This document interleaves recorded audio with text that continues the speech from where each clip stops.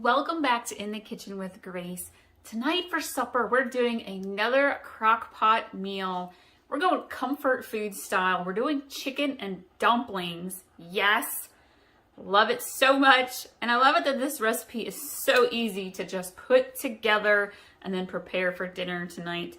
So I am starting off with 2 chicken breasts in my slow cooker.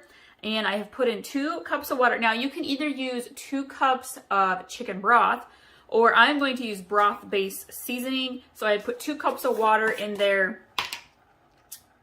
And I am going to go ahead and prepare my broth here.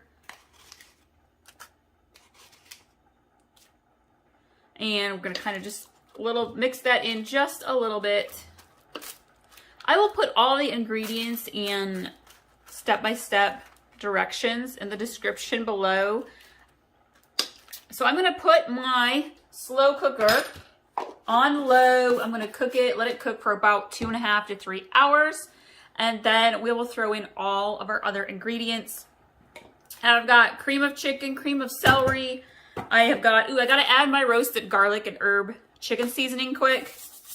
Let that cook in to the chicken. I have my bag of mixed vegetables. Now you could use a bag of peas and carrots. I like to kind of throw it all in. So we've got corn and green beans too. Got my canned buttermilk biscuits. And we'll throw all that in after the chicken is done cooking. So stick around. All right, so our chicken is cooked. And I am going to take a plate. We're going to pull the chicken out. Always double check, make sure chicken's fully cooked. And it should just kind of almost fall apart for you. I am going to add in a can of cream of chicken right into my crock pot, into the chicken broth water. And I'm going to add the second can cream of celery. I happen to be using a second can of cream of chicken today because I didn't have cream of celery. I like to use what's on hand. It's not going to make any difference. Grab a whisk. We're going to mix this in good.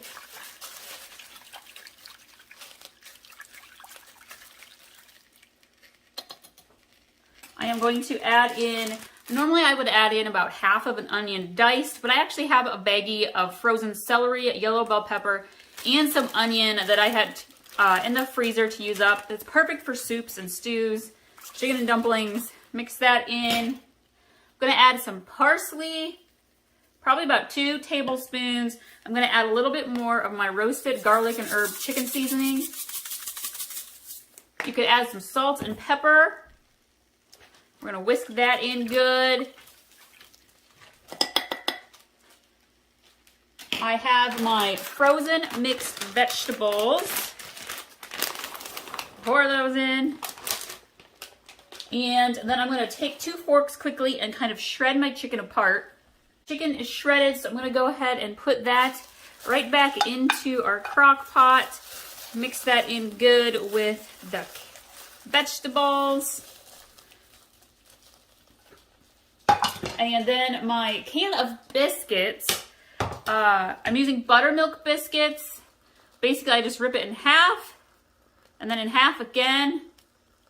If you want to, you can make them up a little bit smaller. You want them to be about thumb-sized, bite-sized pieces. Plop those in there.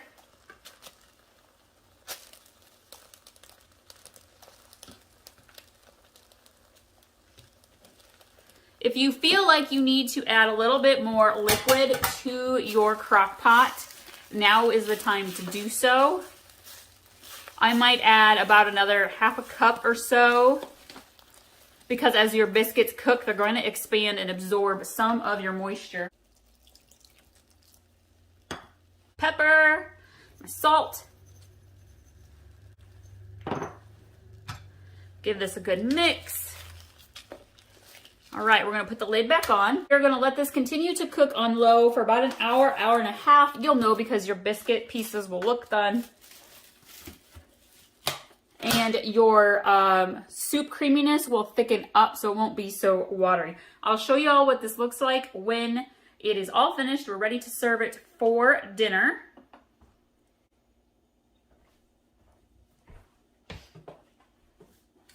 Gotta show you all. Made a batch of blueberry vanilla chocolate chip cookies to have for an after school snack dessert for the kids. I'll link to that recipe too. Be sure to check out all of our other slow cooker recipes. I've got quite a few of them now, and they just make your weeknight meals so much easier.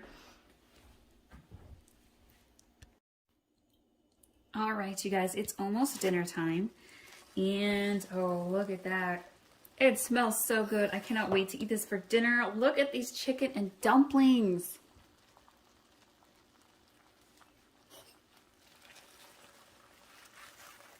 I'm gonna break up the dumplings a little bit.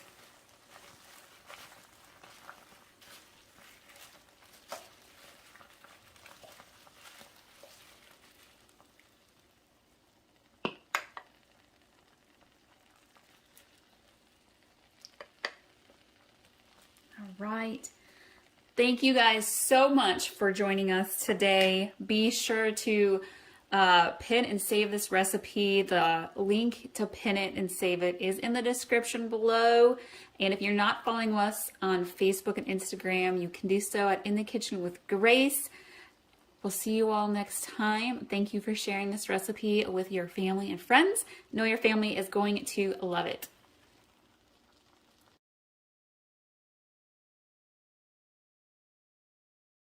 Welcome back to In the Kitchen with Grace. Tonight I am making a super easy weeknight dinner recipe using leftovers. We made chili over the weekend, and you know what? It just always happens. My chili recipe is amazing. I'll link to it above, but we can never eat it all. And so I'm going to use it up tonight and make some chili tater tot casserole. We also have a huge, ginormous bag of tater tots to use up. So perfect way to use up things that we have on hand and to not let food go to waste. Basically, this casserole dish is just a couple of quick, simple, throw it all into the dish and put it into the oven. That easy.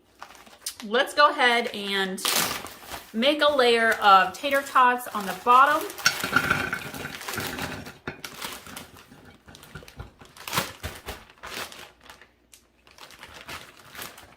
This is also a dish that you can just kind of leave warm. It keeps warm for a long time. You can also have it kind of stay in your oven just at a warm setting, and it will keep fresh. We're going to add our chili. Oh my gosh, you guys, this chili is amazing. It makes 2 bowls. I can't help it. I always have to make 2 bowls worth, huge bowls worth when I make chili. The recipe is that good. We usually share.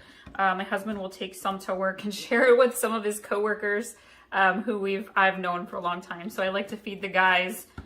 And I'm gonna take the chili, and we are just slathering it on top of the tater tots.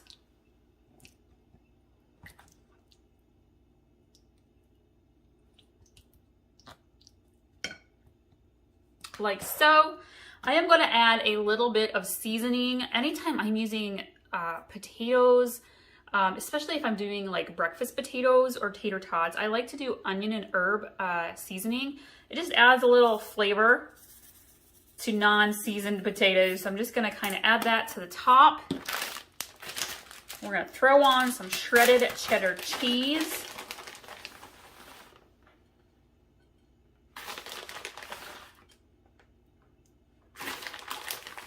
Great way to add protein to your potatoes. I'm not even using a whole bag of shredded cheddar. This is probably like a cup and a half maybe. And that is really all there is to it. I'm gonna put this in the oven at 375 degrees, bake it for 15-20 minutes. I wanna make sure the tater tots get nice and hot on the bottom. The cheese on top gets melted and bubbly. And that's all there is to it, to this awesome recipe. The chili cheese tater tot casserole is all done. This is such a simple and easy dinner to put together. Kids like it, and I hope your family enjoys it too.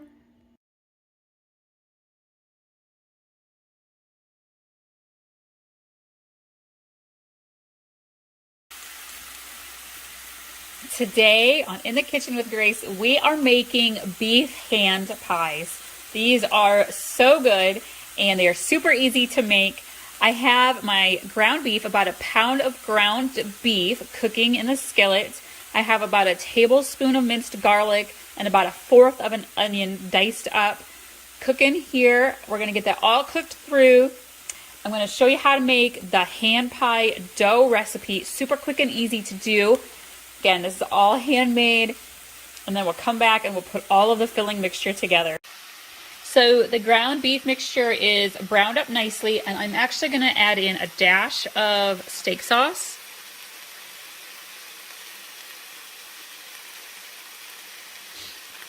And a dash of Worcestershire. Say that one 3 times. And I'm going to mix this up real nice here. Just adds a little bit of flavor to your meat, a little extra richness to the hand pie. All right, we are ready.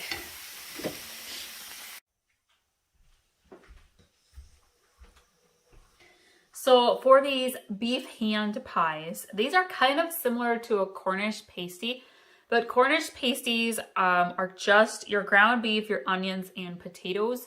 And so this is more of a traditional hand pie. We're going to add in some extra mixed vegetables. And the recipe for the dough here, I'll share that with you now. And basically for the Cornish paste, or for these hand pies, I call them Cornish pasties, but I know they're not.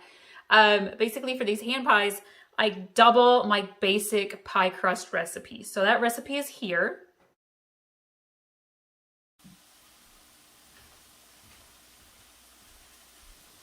Today, In the Kitchen with Grace, we are going to make a really quick, simple pie crust.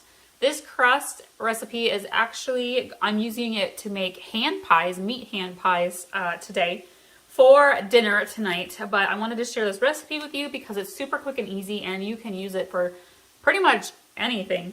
We are going to start with 1.5 cups of flour.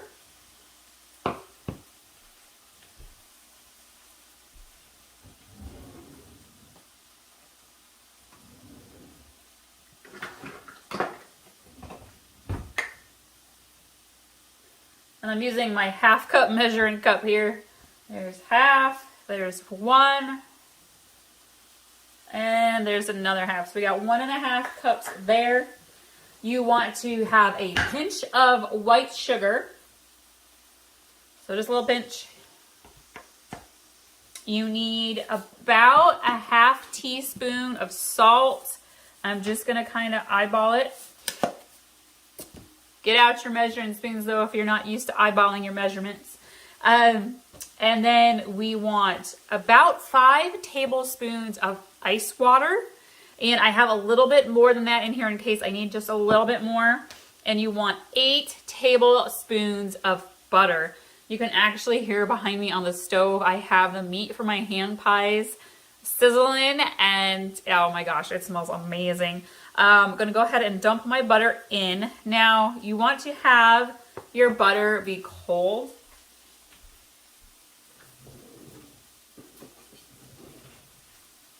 Mine was really hard though, so I did soften it up just a little bit. It's totally okay. And we're gonna mix this together. I'm starting with the butter before I add my water. I'll just mix this in.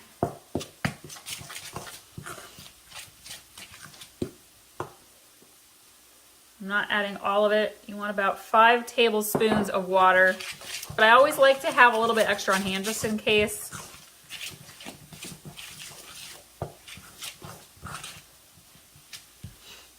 Kind of really want to cut that butter in there.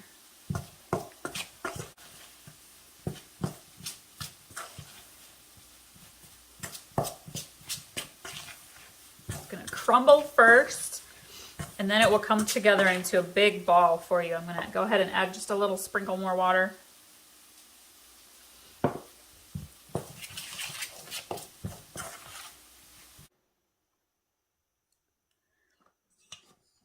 And so I have my double pie crust recipe. It's been chilling a little bit, and so we'll roll that out here in just a minute. But I'm gonna take my ground beef mixture. This has the onions and the minced garlic in it. And I have some leftover boiled potatoes, baby potatoes that I diced up.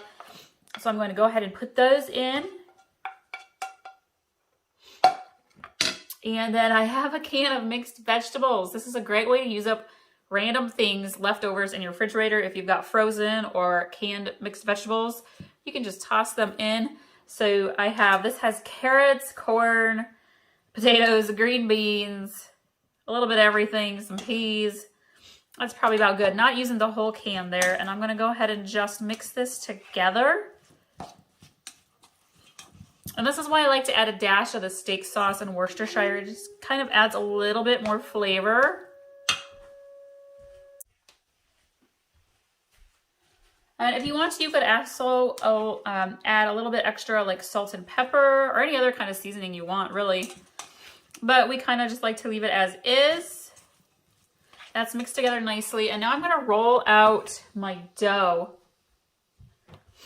Dry this off just a little bit here. I'm going to get some flour. We're going to sprinkle that down.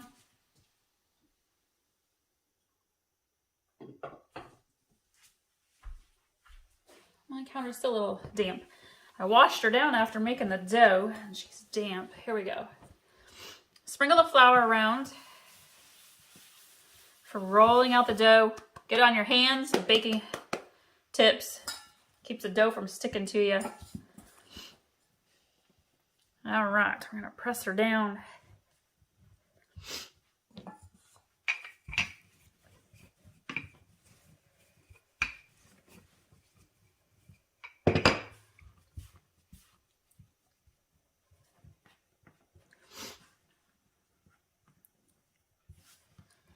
If your dough is a little bit crumbly, you just got to work it a little bit more.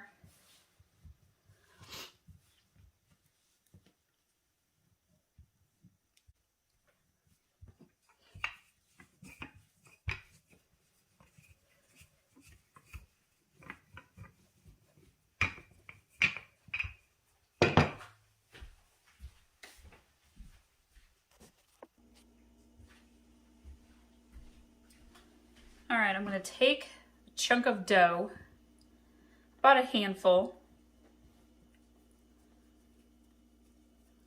work it together here. And you can even just use your hands if you would like, or a rolling pin. The thing about hand pies, you don't have to make them perfect. You kind of want them to be in a bit of a rectangle or oval shape because you're going to want to fold it over in half.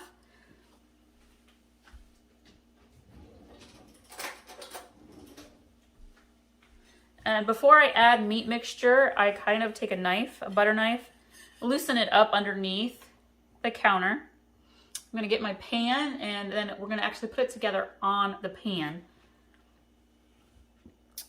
But while I'm making my dough flour mess here on the counter, I'm going to go ahead and just roll out the rest of my crust for the hand pies.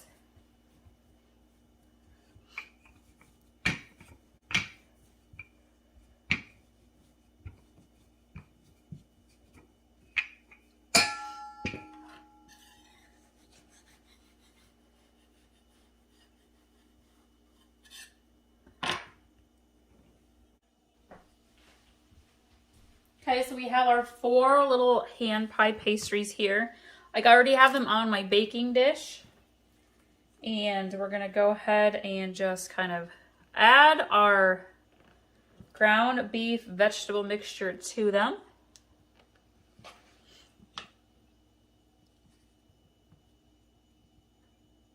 You're going to want to kind of scoot it to 1/2 because you're going to fold the other half of your pastry over.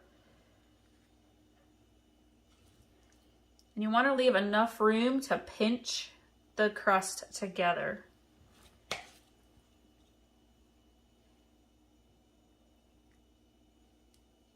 just like that. And someone could use a little bit more.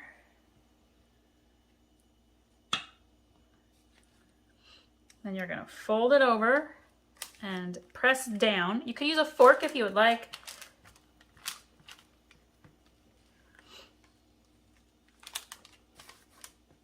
Just gonna pinch it together with my fingers.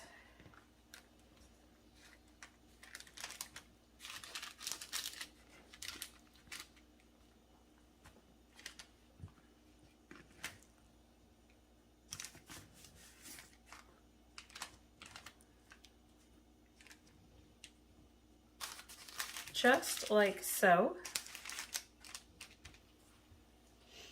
And then we're gonna get an egg and we are going to egg wash it and put it in the oven for about 425 degrees for about 10 to 12 minutes until the crust is kind of a golden, crunchy brown, and it will be delicious.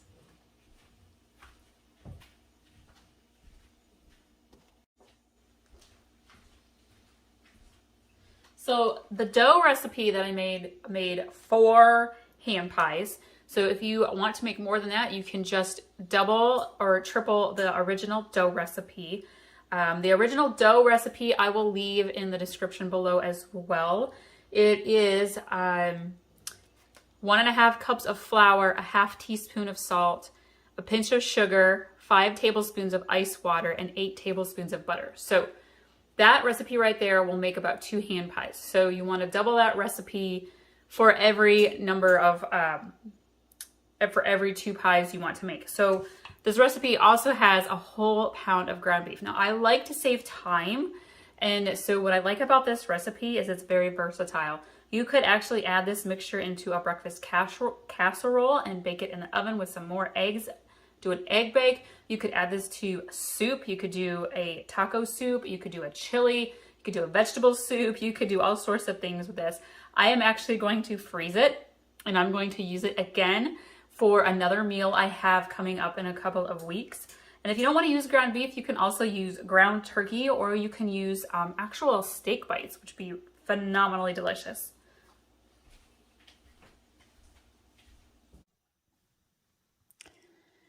Our ground beef vegetable hand pies are done. They've got a golden brown crust, amazing flavor.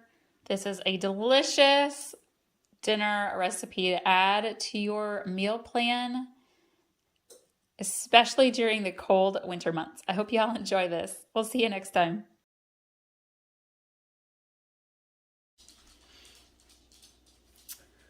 Welcome to In the Kitchen with Grace. Today we are making my favorite, all-time favorite comfort food, Southern slow cooker mac and cheese. My oven is beeping in the background. I am actually baking today as well, making banana oatmeal chocolate chip cookies. So those are in the oven, and then we have a really busy week for our family. So I am making the Southern crockpot mac and cheese and Cornish pasties for us to have for dinner tonight, and then to carry on as leftovers throughout the rest of the week off and on.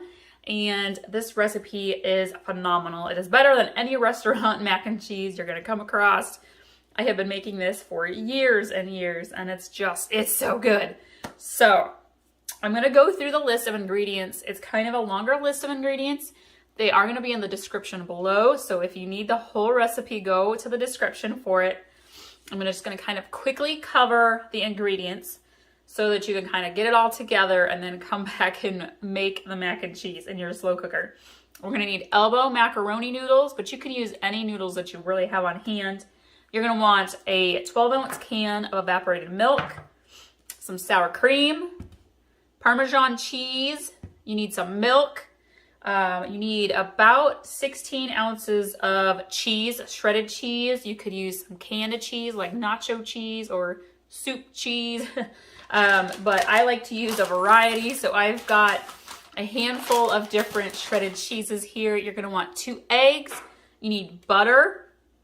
You're going to want salt and pepper, onion powder, and thyme. And I think that's everything. Let's jump in. Ooh, and panko breadcrumbs. Okay, I'm gonna start with our wet ingredients first, get them all mixed together, and then we're gonna put our pasta in, and then we're gonna put it into our crock pot. I'm gonna start with the sour cream. We need about a half a cup. So I am gonna just kind of eyeball it. That is about half a cup, maybe just a dash more.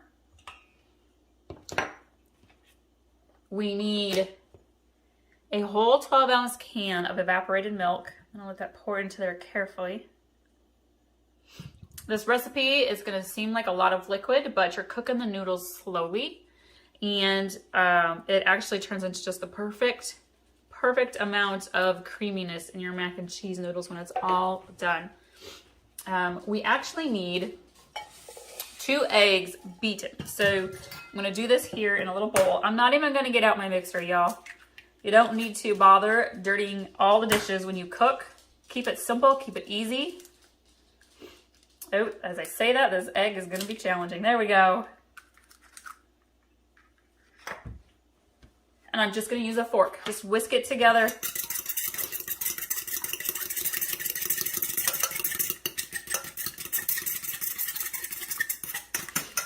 Lovely, okay. And then you also need about a 1/4 cup of butter, which is about half a stick. Now, we like butter. This is a Southern recipe. So I have just a little bit over half a stick. I am going to actually melt this just a little bit in the microwave. I want to be able to mix it in. But if you're like, I don't want to bother with that, you can totally dice this up and just put it in the top of your whole mixture in your slow cooker, and it will just melt right into your mixture as well.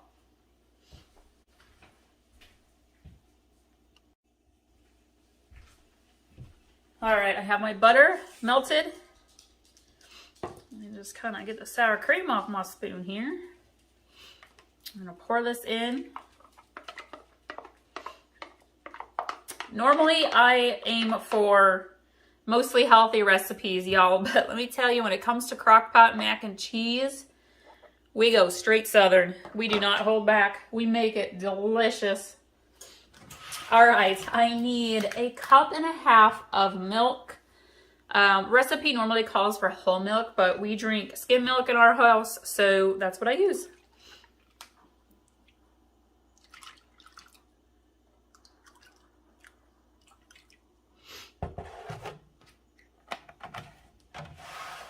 Okay, and then we're gonna kind of mix this together a little bit before I add in the eggs.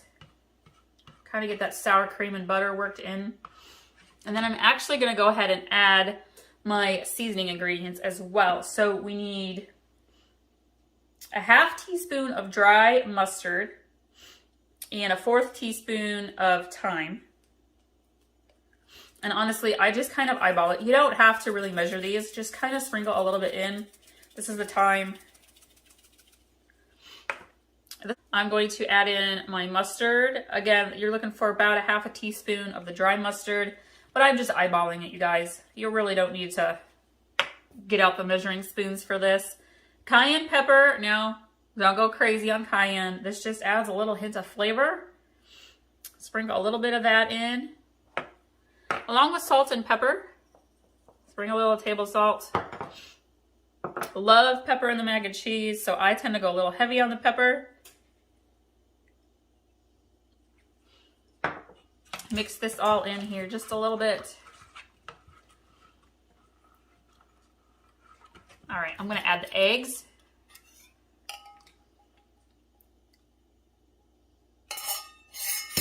Mix those in nice and gently. 1/2 cup of Parmesan cheese.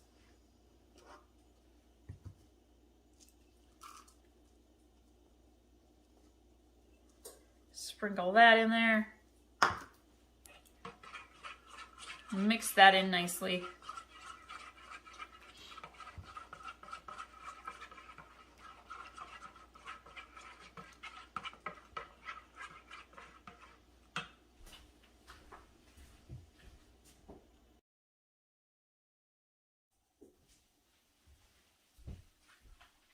Now we are going to add in our 2 cups of elbow noodles. And this makes a lot of mac and cheese.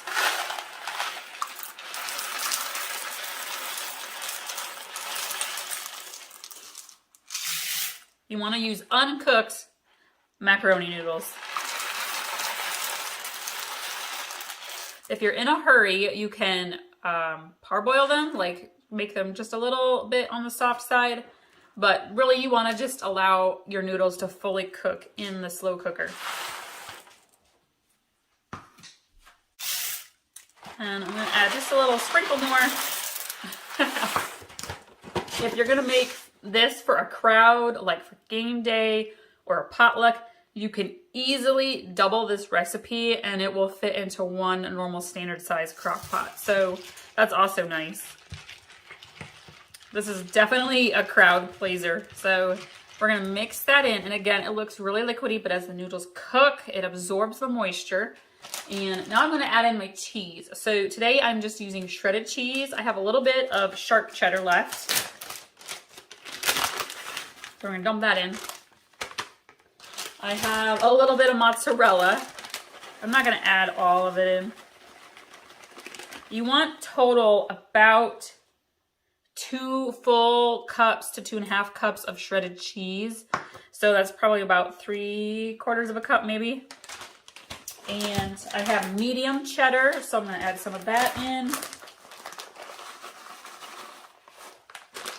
And I even have a little bit of quesadilla shredded cheese.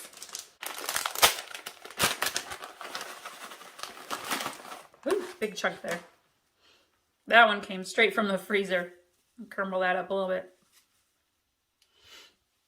All right, and then we're gonna mix this together. Work the cheese in. Now I'm gonna go get the crock pot ready to go and we'll just dump this in. And all right, I have sprayed the liner for my crock pot with cooking spray so it helps keep it from sticking. And we're gonna go ahead and just pour gently pour our whole macaroni and cheese mixture in. We're going to spread it around. Our crock pot Southern mac and cheese is almost done. So I'm actually going to add a little bit more shredded cheddar to the top. Just a little bit. And then I'm going to go ahead and sprinkle on some panko breadcrumbs. It just adds a nice little crunch to the top. And we'll let this cheese melt for a little bit longer, maybe another 10 to 15 minutes, and our mac and cheese will be all done. So for our crock-pot mac and cheese, if I'm cooking it on high, I am going to cook it for about an hour and a half to 2 hours, probably closer to 2 hours. And if I'm going to cook it on low, it'll take about 2 to 3 hours. One of the things that we sometimes will add in is sweet corn. If you've heard of corn and mac and cheese casserole, you can add some corn in. Our kids don't like it, so I leave it out usually, but it adds a nice flavor to your mac and cheese.